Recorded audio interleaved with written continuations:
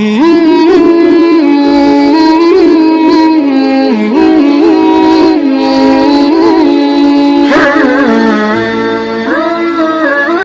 Rasulullah sallallahu alaihi wasallam, sittatu asya'in tukhbitul amal. Ada 6 sifat yang menghancurkan amal kebaikanmu. 6 sifat yang menghancurkan, memusnahkan segala amal-amalmu di bulan Ramadan.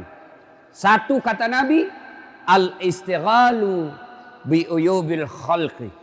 Suka sekali cari jeleknya orang, dia lupa jeleknya dirinya sendiri. Ini ya, Pak Gosip. Semua mau diurusi. Jeleknya orang dia nampak. Dia tidak tahu jelek dirinya. Yang orang Melayu mengatakan, semut seberang lautan tampak olehnya. Sementara gajah di pelupuk matanya tidak terlihat. Kan aneh. Semut yang jauh dia bisa lihat. Sementara gajah di depan matanya dia tidak lihat. Ini banyak orang seperti ini, Pak. Jeleknya orang dia tahu semua. Sementara keburukan dirinya dia tidak urusi. Maka Nabi menjelaskan, beruntunglah orang-orang yang terlalu sibuk mencari kekurangan dirinya sehingga tidak punya waktu untuk mencari aib dan kekurangan orang lain. Ada ibu-ibu bilang begini, Ustadz, kan cocok itu yang saya bilang. Memang begitu. Justru benarnya kita cerita namanya ghibah. Kalau salah namanya fitnah. Pemilu kemarin, Pilpres kemarin, banyak orang hancur amalnya, Pak. Facebook, Twitter, WhatsApp, dia share semua kejelekannya orang. Jeleknya orang semua ditabur. Caleg-caleg lawannya dijelek-jelekkan semua. Itu hancur amalnya. Itu nanti di akhirat kan ada orang datang. Ya Allah, ini puasaku. Datang tetangganya, tunggu dulu Tuhan. Saya pernah bertetangga itu di Ternate. Nagosip, Kak. Katanya anakku yang lurus rambutnya bukan anaknya suamiku. Karena suamiku keriting rambutnya. Dia tidak tahu anaknya lurus rambutnya karena sudah di-rebonding. Gara-gara fitnahnya, saya malu satu kota. Saya minta keadilan. Allah berfirman, ya sudah, ambil itu puasanya. Habis puasanya 3 tahun. Habis puasanya 5 tahun. Saya ada yang datang. Saya juga ya Allah. Saya pernah dicerita. Katanya mobilku hasil korupsi. Gara-gara fitnahnya saya tidak diangkat jadi pegawai negeri. Saya tetap menjadi PTT. Pegawai tidak tetap. Sudah itu TTP lagi. Tetap tidak pegawai. Saya minta keadilan ya Allah. Allah berfirman, ya sudah. Ambil puasanya, ambil sholatnya. Habis puasa, ambil sholat. Setor lagi. Ya Allah, ini hajiku. Datang lagi tetangganya. Tunggu dulu Tuhan. Saya juga pernah difitnah. Gara-gara fitnahnya saya kalah di caleg. Habis sawaku kujual. Karpetku. Ambil kembali di masjid. Saya minta keadilan ya Allah. Allah berfirman, sudah, ambil itu hajinya. Habis amalnya, Pak. Habis. Puasanya habis, sholatnya habis, hajinya habis, zakatnya habis. Masih ada yang datang. Ya Allah, saya juga pernah dicerita kejelekanku. Allah berfirman, bagaimana? Habis amalku ya Allah. Bagaimana lagi? Sudah habis amalku. Kata Allah, supaya adil, ambil dosanya itu orang pernah kau sakiti. Ambil semua dosanya itu orang pernah kau fitnah. Ambil semua dosanya itu orang pernah kau hina. Habis amal kebaikannya, dosanya orang masuk. Maka saya Pak, kalau nabuli ke orang di medsos, saya bilang, habis tong itu amalmu. Cari tamat terus, cabut itu amalakmu. Jadi kalau ada orang datang, Ustaz, nak benci sekali ke itu. Kenapa kau bilang, Dek? Nak cerita sama jelek tak? Bukan nak benci ke itu, Dek. Nak sayang, Kak. Maksudnya apa? Nanti amalnya itu nak kasih, Kak. Kalau dia mati, aku ambil semua amalnya. Ambil dosaku. Maka bapak-bapak, kalau ada orang cerita jelek tak, diam. Nah kasih ke amalnya, dia kasih dosa tak. Kata Al-Quran, ayuhibbu ahadukum, sukakah kamu memakan bangkai sesamamu manusia. Sudahlah. Suatu kali Umar bin Khattab datang menghadap Nabi. Ya Rasulullah, ada anak muda, baik sekali agamanya, soleh, dia akan menikah.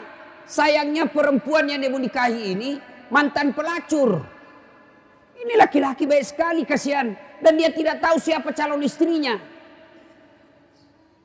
Apakah saya kasih tahu ya Rasul, ini laki-laki siapa, ini perempuan dia mau peristrikan? Nabi kalau bahasa di Makassar, Umar, kenapa kau sibuk? Apa urusanmu? Kenapa kau urusi orang? Kau tahu enggak kenapa itu laki-laki dia tidak tahu aibnya itu perempuan? Kau tahu enggak kenapa ini laki-laki dia tidak bisa tahu itu rahasianya itu perempuan? Siapa yang tutup rahasianya ini perempuan? Allah Subhanahu wa taala. Kenapa kau yang ingin membongkarnya? Jadi Ramadan tinggalkan gosip. Kalau ada yang datang, anu, tahu usah bos. Anu. Jangan bos. Ya. Sudah mi. Yang bagus, kalau datang orang, apa kita bilang? Ustadz, katanya anu. Maka yang baik kita ucapkan apa? Na'udzubillah min zalik. Kita berlindung kepada Allah dari keburukan seperti itu. Cuma kan kita tidak. Iyo. Bisa malmu bos. Satu, yang menghancurkan amal, suka cerita kejelekan orang. Ada orang yang boleh mencari-cari kejelekan orang. Ada pekerjaan yang malah dituntut mencari-cari kejelekan orang. Siapa? Jaksa, hakim, polisi. Itu cari-cari jeleknya orang. Tujuannya apa? Bukan cari uang. Ada juga itu Pak, aparat. Mana ini pasal ini. Aman.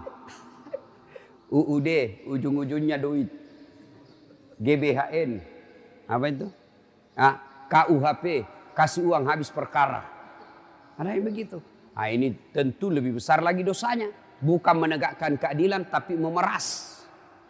Kenapa hakim, jaksa, polisi boleh mencari-cari kejelekan orang? Tujuannya apa? Supaya ditahu itu kejahatan, lalu diberitahukan kepada orang lain supaya dia tidak mengikuti kejahatan itu. Itu tujuannya. Yang kedua, yang menghancurkan amal. Apa itu? Qaswatul qalbi. Apa itu Ustaz? Keras hati. Maket doatina. Tidak mempan nasihat. Mudah-mudahan yang cepat pulang tadi ini, itu bukan keras hati. Pada zaman Nabi itu Pak, kalau ada orang mau ceramah dia pergi, Nabi bilang innal munafikin. Itu orang munafik. Tidak dengar dakwah. Ada itu yang begitu Pak. Itu pada zaman Nabi, kalau orang mau ceramah, makanya itu teman-teman kita tablik, kalau dia mau dengar, mau baca buku, langsung berkumpul itu. Berkumpul semua. Memang begitu pada zaman Nabi. Kita mau ceramah, mana pintu kulompat ini? Lihat dulu. Tahu Al-Quran. Bismillahirrahmanirrahim. Innamal mu'minuna alladzina isa sukirallah wajilat qulubuhum wa iza tuliyat alaihim ayatuhum sadathum imanan wa ala rabbihim yatawakkalun. Orang beriman itu yang bagus imannya apabila dia dengar nama Allah bergetar hatinya. Disebutkan nama Allah bergetar hatinya. Yang kedua, apabila dibacakan ayat Allah bertambah imannya. Ini dibacakan ayat Allah pulang. Itu orang Islam Pak dalam masjid. Orang Islam dalam masjid seperti ikan dalam air. Ada enggak ikan Pak? Coba lihat itu ikan kalau dalam air. Senang itu Pak, berenang ke sana kemari. Bapak-bapak, ada ikan tidak senang air? Ada? Pak, kira-kira ada ikan tidak senang air? Ada Pak? Ada ikan mau mati. Itu kalau ada ikan sudah tidak senang air, mau mati itu. Jadi kalau ada orang ceramah dia keluar, mau mati itu. Pernah saya selesai ceramah begini, tiba-tiba ada orang tua datang. Usesa kena, kau sisa saya kena. Kenapa Ji? Dari tadi saya mau kencing. Saya mau keluar, terpaksa ku tahan. Kalau yang mau kencing silahkan Pak. Nah ibu bapak saudara-saudara sekalian. Ya. Nah, itu tanda orang beriman. Dibacakan ayat Allah bertambah imannya. Kalau bapak selesai dengar ceramah senang perasaannya, bapak beriman. Tapi kalau dengar ceramah selesai dengar ceramah Nabi bilang, Pak Satpol PP, Pak Fandi, jangan mau lagi panggil itu ceramah. Saya tidak suka ceramahnya. Kenapa? Anam dah bahas saya terus nak kena. Masalah kok bos. Itu orang mati hatinya itu Pak. Ya. Bahkan ayat berikutnya Allah jelaskan, orang yang dengar dakwah, kalau dia tidak suka dengar dakwah, ayat berikutnya dijelaskan, mereka lebih hina dari binatang. Coba itu ada dalam Quran kan? Ayo. Kau sampaikan ayat Allah atau tidak, kau ceramai atau tidak, kau nasihati atau tidak, kau dakwai atau tidak, sama saja mereka tidak akan beriman. Bahkan ayat berikutnya dijelaskan khatamallahu, punya hati tapi tidak bisa dia pakai, punya mata tidak bisa melihat, punya telinga tidak mendengar, mereka lebih hina dari binatang. Jadi kalau ada orang Islam Pak sudah tidak tenang kalau dengar ceramah, tidak senang dengar dakwah, mereka lebih hina dari binatang. Tahu binatang Pak? Tahu binatang? Tahu binatang toh? Kambing. Tahu kambing? Binatang. Tahu binatang? Kambing. Tahu kambing? Binatang. Itu kambing, mamaku di kampung sampai sekarang masih jual beli kambing. Itu kambingnya kalau ada nakal, nak ganggu temannya, tak. Langsung Nabi bilang mamaku, tikengi, tangkap. Bawa di pasar, jual. Sampai di pasar tidak ada yang beli. Haji, dega kata beli, tidak ada orang beli, palisui. Kasih pulang, potong. Kambing, nakal, jual. Tidak ada yang beli, potong, makan sama-sama. Kalau ada di sini, mau diapain? Mau diapa Pak? Hah? Jual. Siapa mau beli bikin repot. Potong. Siapa mau makan?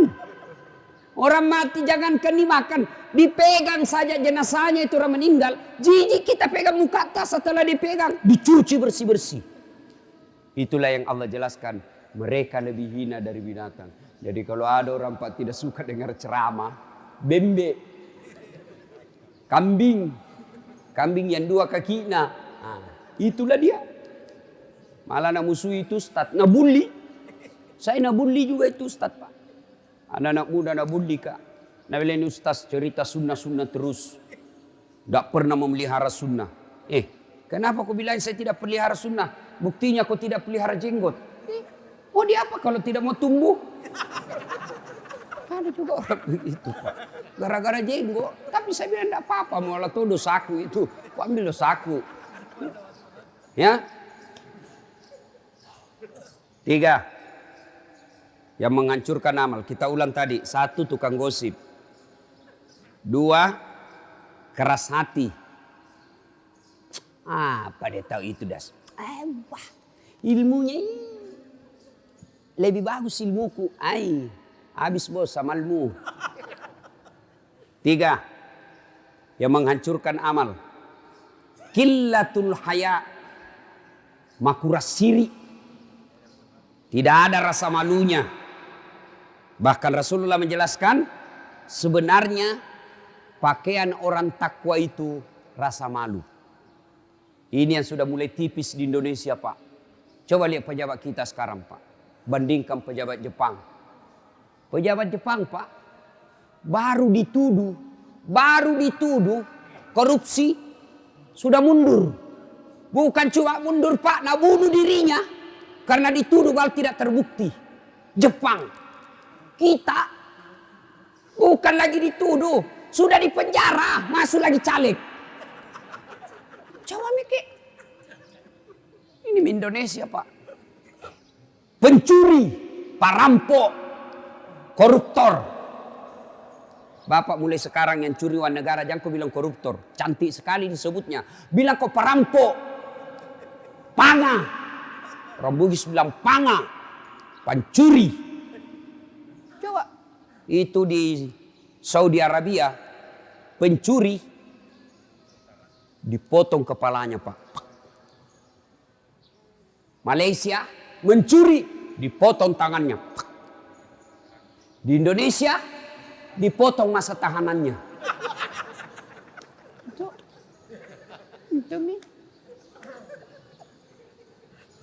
Dulu.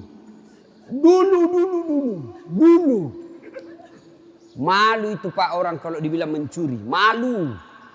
Sekarang tidak malu Pak. Dulu. Malu orang pakai plat merah urusan pribadi. Dulu.